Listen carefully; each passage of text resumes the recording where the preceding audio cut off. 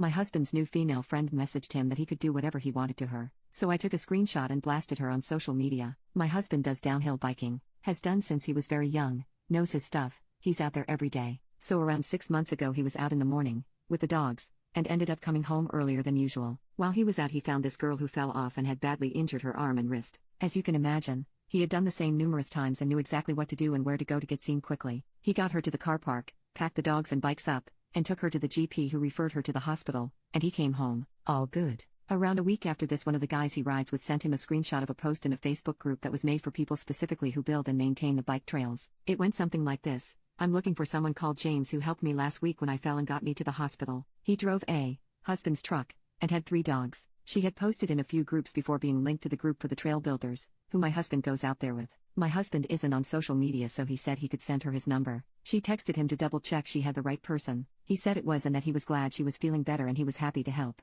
She offered him money or to take him for lunch, which he declined, and just said again that he was happy to help. They text back and forth now and then, her initiating in it mostly, "Hey, how are you, hope you're well," until she starts getting better and can ride again. It turns to, "Hey, we should hit the trails sometime." My husband is a very good cyclist, used to ride competitively when he was younger, the same with many of the guys he rides with. He tries to decline her offer in a way not to offend her, but there's no way she can keep up with them. He says maybe next time. Eventually that happens and he gives her a few tips. This then turns into her texting him more often about biking, asking for him to tutor her, and just general stuff. This goes on for the next couple of months. There seems to be a friendship starting. I've never once had any concerns about this and was quite happy for him to continue, and they do. Until yesterday, he went out with the dogs, and bumped into her. He said they spoke for a while and went on a cycle with the dogs to wind down before he came home. She started texting him when he got home and I could see these messages coming through the iPad as I was using it. To be clear, he is not hiding the texts. He openly leaves his phone lying around, with no passcode. Let our daughter play on it. Happy for me to use it.